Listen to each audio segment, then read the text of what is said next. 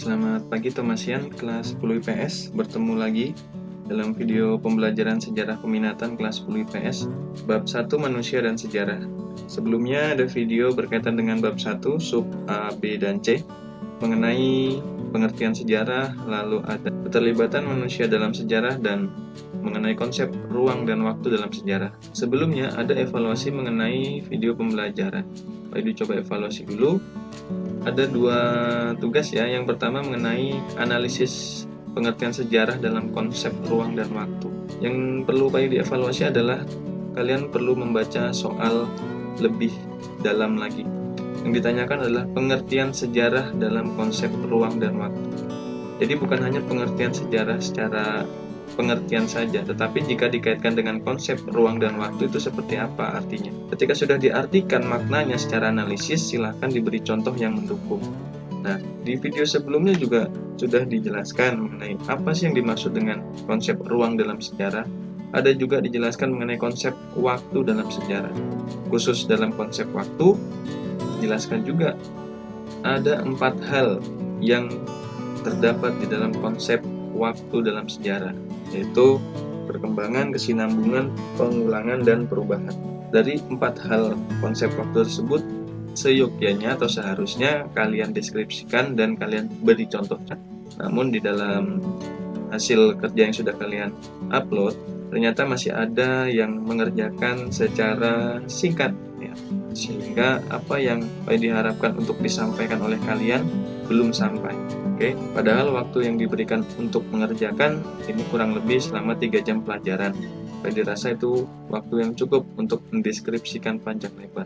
Oke, untuk kedepannya diharap kalian bisa lebih memanfaatkan waktu dengan baik, sebisa mungkin dikerjakan dengan maksimal. Lalu yang kedua berkaitan dengan PR keterampilan silsilah keluarga besar. Jadi kalau kalian membuat secara kreatif, ya cantik, nanti nilainya juga pasti akan baik dan diupload di agenda sekolah pada pertemuan PJJ ini. Oke, kita lanjut ke materi selanjutnya, yaitu bagian D dan E. Bagian D berkaitan dengan perubahan dan keberlanjutan dalam kehidupan manusia. Sedangkan yang bagian E nanti terkait dengan hubungan atau keterkaitan sejarah manusia pada masa lalu dengan masa kini. Ya. Kita masuk ke dalam pembahasan yang pertama dalam video ini, yaitu perubahan dan keberlanjutan dalam kehidupan manusia. Sejarah pasti memberikan perubahan dan keberlanjutan. Dua hal ini merupakan dua hal yang tidak bisa dipisahkan dan dua hal yang saling berkaitan. Kalau misalnya kita tidak mendefinisikan lebih dalam, pasti akan sulit memberikan perbedaannya. Perubahan adalah peristiwa atau kejadian yang membuat perbedaan, sedangkan keberlanjutan adalah peristiwa yang memiliki kaitan dengan peristiwa selanjutnya. Kan hampir sama.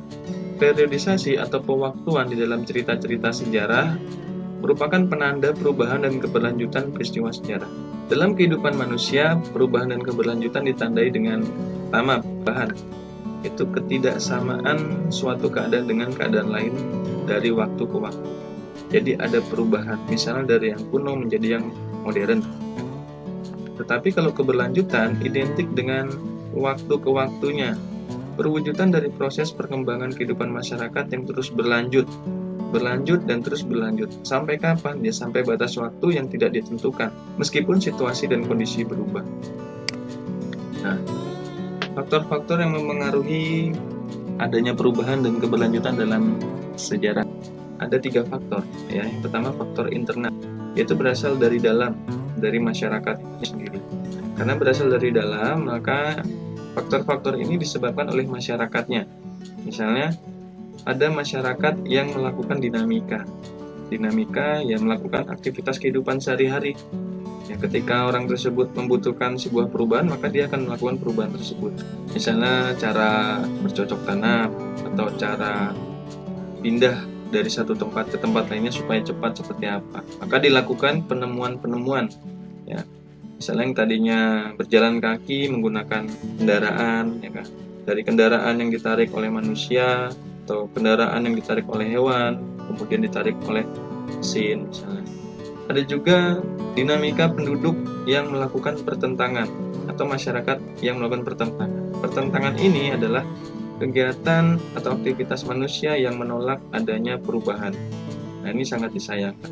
Lalu pemberontakan atau revolusi. Nah, ini berkaitan dengan perubahan dalam sistem kenegaraan, pemerintahan. Yang kedua, ada faktor eksternal dari luar.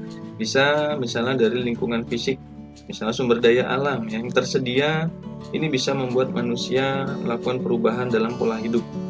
Misalnya ketika manusia tinggal di suatu daerah, lalu daerahnya gersang misalnya, pasti manusia akan merubah bagaimana caranya mereka bisa memanfaatkan alam supaya alam tersebut bisa memberikan mereka kehidupan. Pasti akan melakukan perubahan.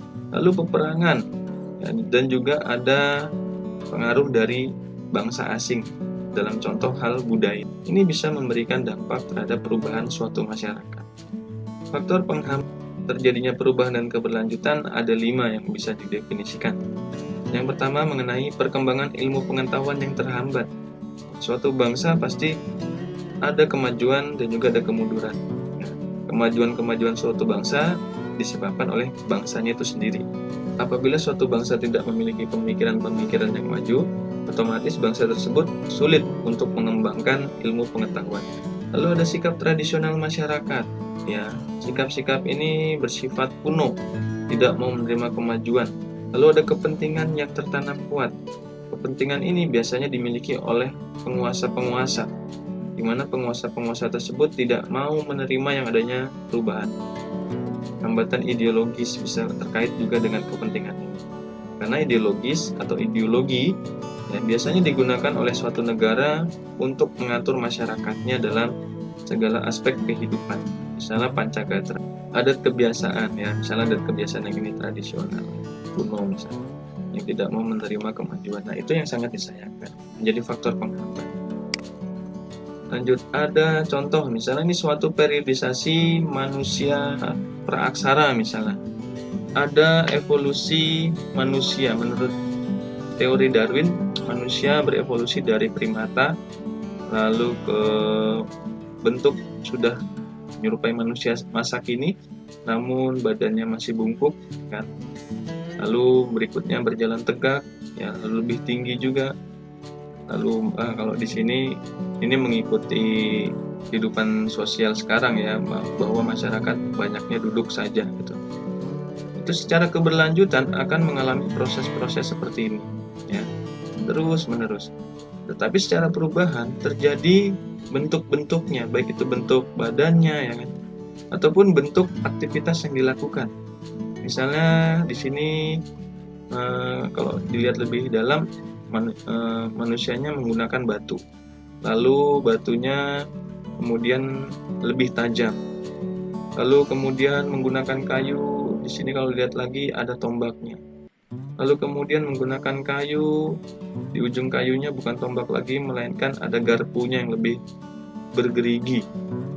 Lalu di sini sudah menggunakan mesin, lalu berikutnya manusia sudah menggunakan teknologi yang lebih maju lagi. Nah, ini adalah konsep perubahan dan keberlanjutan yang bisa kita ambil contoh. Nah, berikutnya yang kedua, yang terakhir pembahasan, yaitu keterkaitan sejarah manusia dengan masa kini. Ada 2, yang pertama yaitu keterkaitan kehidupan masa lalu manusia dengan masa kini, dan yang kedua manfaat kehidupan masa lalu manusia dengan masa kini.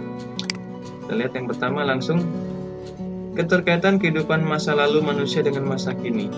Peristiwa yang terjadi pada saat ini merupakan produk atau hasil perkembangan yang terjadi pada masa lalu. Ya. Nah, ketika masa lalu belum diketahui secara pasti, hal ini membentuk rasa penasaran kepada kita mengenai asal mula, sebab akibat apa yang terjadi sebelumnya, sehingga kita bisa seperti ini sekarang. Ya kan? Kalau tidak ada masa lalu, pasti tidak ada masa sekarang. Begitu juga sebaliknya. Menurut Sartono Kartodirjo, ya, ini tokoh sejarawan dari Indonesia, mengatakan, barang siapa lupa sama sekali akan masa lalunya, dapat diibaratkan seperti mereka yang sakit jiwa. Nah, inilah ibaratnya kalau misalnya suatu bangsa atau suatu masyarakat melupakan nenek moyangnya, berarti bisa dikatakan dia sakit jiwa. Bahkan ketika dia mengeluh-elukan bangsa lain, malah menjelek-jelekan bangsanya sendiri, nah ini sangat identik sekali disebut sakit jiwa. Dengan memahami keterkaitan tersebut, kita dapat membuat perencanaan masa mendatang dengan lebih baik dan terhindar dari jatuh ke lubang yang sama. Misalnya ada cerita-cerita masa lalu, cerita sejarah berkaitan dengan kerajaan ya. Dulu ada kerajaan Hindu-Buddha, ada kerajaan Islam. Keberadaan mereka tidak bisa kita singkirkan ya, karena mewarnai sejarah bangsa Indonesia. Jadi ketika kita mempelajari sejarah, ya mempelajari secara menyeluruh apa yang ada di Indonesia pada waktu. Lalu ada juga zaman penjajahan. Ketika kita mempelajarinya, diharapkan kita dapat mengambil nilai bahwa penjajah dari bangsa Belanda misalnya ya, itu merupakan bangsa yang kejam. Ya, nenek moyang kita, kakek nenek buyut kita disiksa pada masa itu. Jadi kita tidak boleh melupakannya begitu saja. Oke. Lalu ada Indonesia Merdeka. Bagaimana kita mendalami, memaknai bahwa dalam memperoleh kemerdekaan di tahun 1945, lalu perjuangan mempertahankan kemerdekaan itu diperoleh dengan cara yang sangat sulit, ya tidak mudah. Oke, lanjut. Yang kedua, manfaat kehidupan masa lalu manusia dengan masa kini, atau manfaat sejarah untuk kita kehidupan masa kini itu apa saja. Ada 5 ya yang tertera di buku juga. Yang pertama, sebagai panduan moral dan politik. Manusia mengalami pengalaman baik dan pengalaman buruk dalam kehidupan sosial politik. Pengalaman baik dan buruk menjadi panduan kita untuk mencari solusi terhadap problematika yang kita alami saat ini, berkaitan dengan Pancagatra, ya, Ipolek Sosbud Hankam, ideologi, politik, ekonomi, sosial, budaya, pertahanan, dan keamanan. Jadi ketika kita mempelajari sejarah, harapannya adalah kita dapat mengembangkan, memperbaiki moral kehidupan kita. Misalnya dalam kehidupan bernegara, kekerasan tirani dalam pemerintahan sering sekali terjadi pada masa lalu. Kenapa? Karena demokrasi, karena HAM ini belum terlalu diperjuangkan. Maka dari itu dalam prosesnya terjadi perubahan kehidupan dalam kenegaraan. Nah, ini yang diperjuangkan di dalam kehidupan sekarang.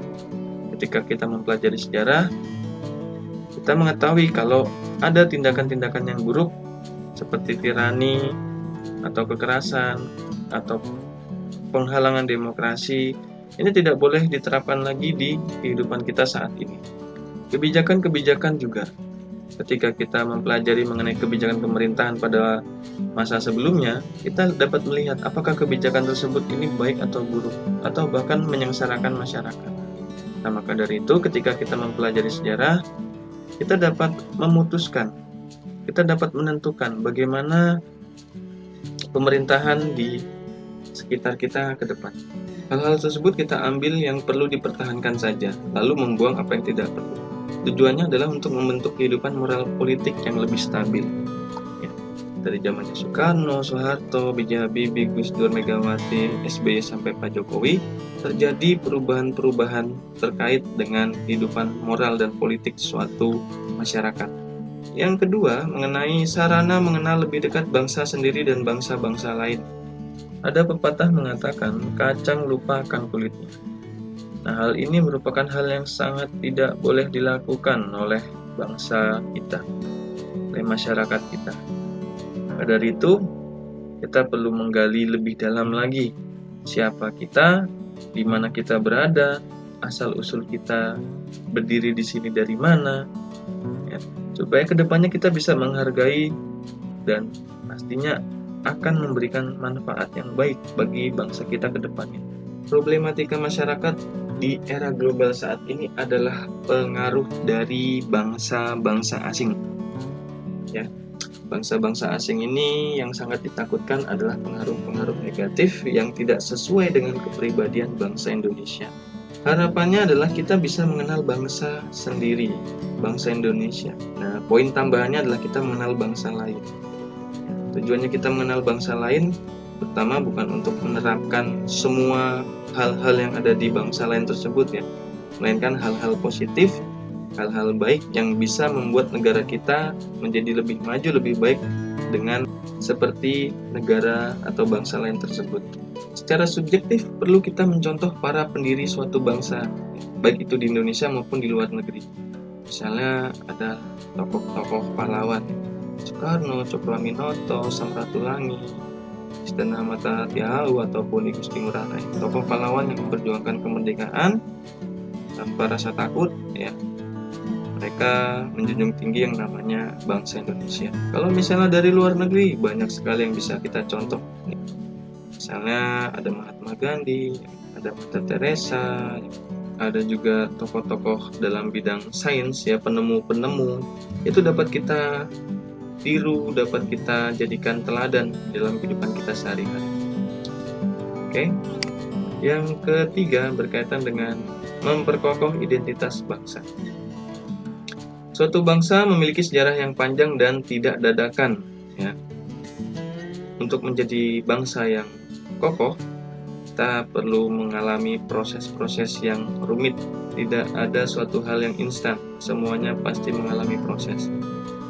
Sebuah bangsa memiliki sejarah penting. Dengan proses tersebut, sebuah bangsa dapat mengenal lebih dalam terhadap bangsanya sendiri. Bangsa yang mengenal asal-usul dan sejarahnya kelak menjadi bangsa yang kuat dan kokoh, sehingga tahan terhadap ancaman, tantangan, hambatan, dan gangguan. Contohnya misalnya Amerika, ya. Amerika merupakan negara adidaya sekarang, negara besar. Merdekanya juga sudah lama sekali, ya. Nah, Indonesia yang baru merdeka tahun 1945 merupakan negara yang masih terbilang cukup baru dibanding Amerika. Nah, maka dari itu dalam prosesnya Indonesia menjadi negara besar, negara yang maju, perlu ada yang namanya ATHG ini, supaya kita bisa lebih kuat, lebih tahan. Lanjut. Yang keempat, latihan berpikir holistik dan multiperspektif. Berpikir holistik artinya berpikir menyeluruh. Ketika kita membaca sejarah, hendaknya kita mengetahui seluk-beluk peristiwa tersebut dan mendapatkan kevalitan faktanya, sebab akibat yang dihasilkan dari sebuah sejarah harus saling berkaitan. Misalnya ada cerita revolusi Indonesia lagi nih, ya yang mudah-mudah saja, ya. Revolusi Indonesia ada terjadi serangan umum 1 Maret, ya kan, di Yogyakarta misalnya. Bagi orang awam, ya, mungkin akan menilai kalau serangan umum ini merupakan serangan yang dilakukan oleh orang Indonesia, ya, bangsa Indonesia untuk melakukan pemberontakan, ya. Padahal ketika kita mempelajari lebih luas, ya, lebih menyeluruh lagi, serangan tersebut ternyata untuk menunjukkan eksistensi bahwa Indonesia masih memiliki tentara dan masih memiliki kekuatan untuk menjadi sebuah negara yang merdeka. Seperti itu. Lalu berpikir secara multiperspektif. Ketika membaca sejarah lalu melakukan analisis dan penelitian terhadap kesimpulan sejarah tersebut. Sejarah diketahui secara holistik untuk kemudian diberikan sudut pandang sesuai masing-masing individu. Nah, ketika memberikan pemikiran secara multiperspektif harus bersikap terbuka. Contohnya kita mempelajari mengenai ada sosok Amir Syarifuddin. Dalam Revolusi Indonesia, beliau sempat menjadi Perdana Menteri, lalu di kemudian hari beliau sempat menjadi pemberontak bersama PKI. Nah, di dalam sejarah kita harus memberikan penilaian terhadap tokoh tersebut dari berbagai sisi. Tidak hanya menilai dari keburukannya, melainkan juga menilai dari kebaikannya. Misalnya seperti itu. Mempelajari sejarah dengan pola pikir individu tidak terpengaruh sebuah doktrin, menjadi penganalisis sejarah yang merdeka. Berikutnya,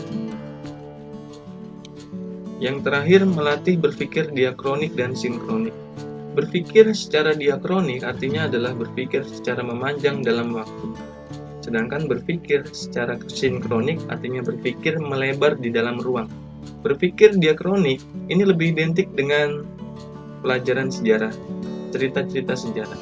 Sedangkan berpikir sinkronik berkaitan dengan ilmu sosial lainnya.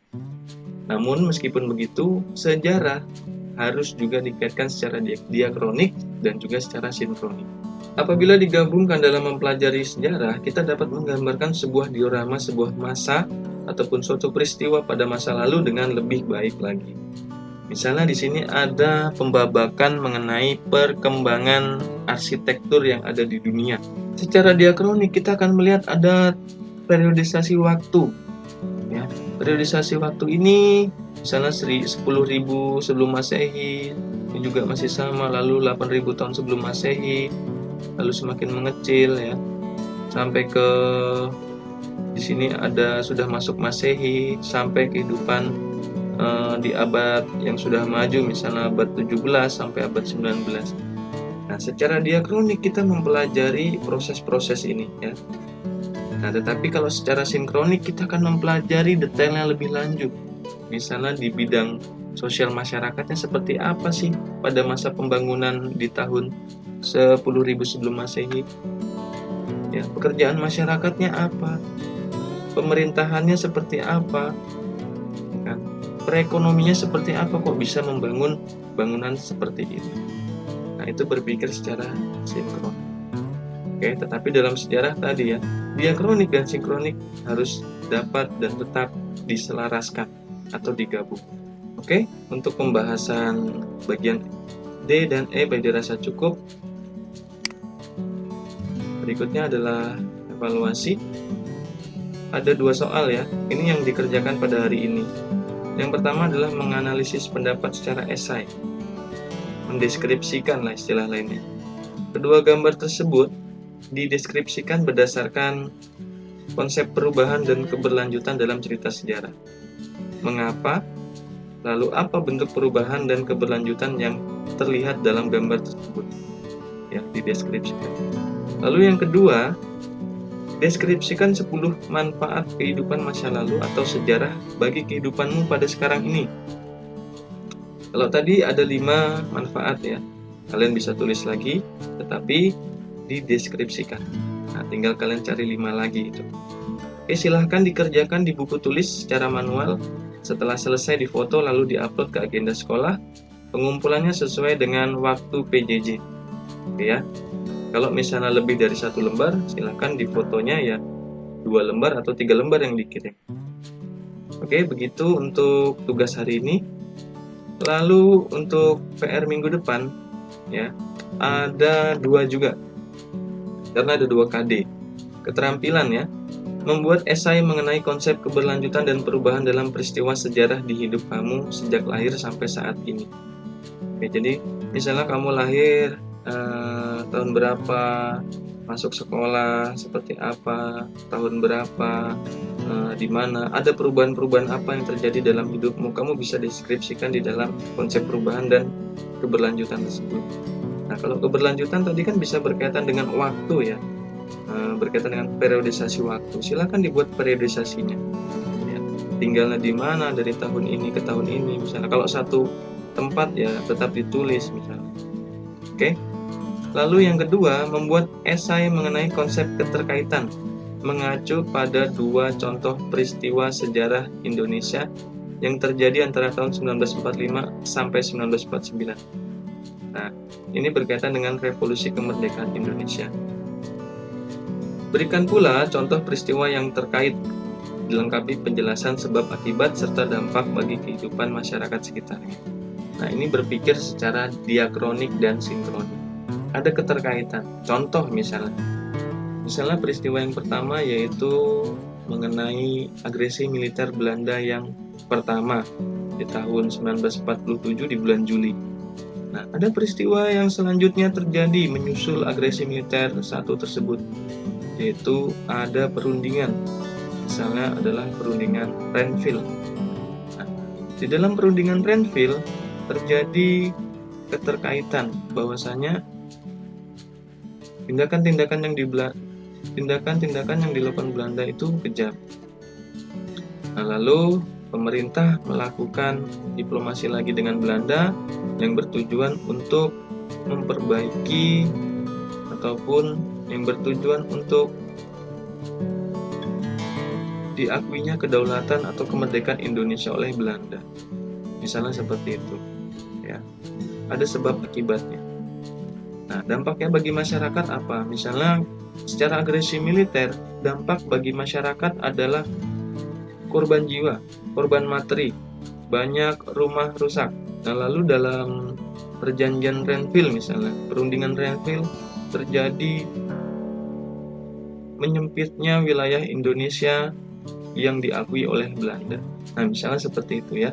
Silakan dikerjakan, kalian eksplorasi lebih luas lagi, waktunya cukup lama ya, seminggu, dan dikumpulkannya di minggu depan. Untuk contoh yang tadi Pak diberikan, tidak boleh diulang lagi ya untuk dikerjakan karena peristiwanya ada banyak contohnya. Dikerjakan dalam bentuk Microsoft Word, ya, dijadikan satu file. Ini tugas. Diketik secara ketentuan berikut: Times New Roman ukuran 12, kertas A4, margin kiri kanan bawah atas 4343, ya, supaya rapi. Dikumpulkan pada pertemuan selanjutnya lalu diupload ke agenda sekolah. Nah, oke. Untuk petunjuknya silahkan di capture. Lalu di pertemuan selanjutnya adalah penilaian harian, bahan dari video dan dari buku paket. Oke, cukup sekian untuk pembahasan video pembelajaran hari ini. Terima kasih, selamat melanjutkan kegiatan, sampai jumpa.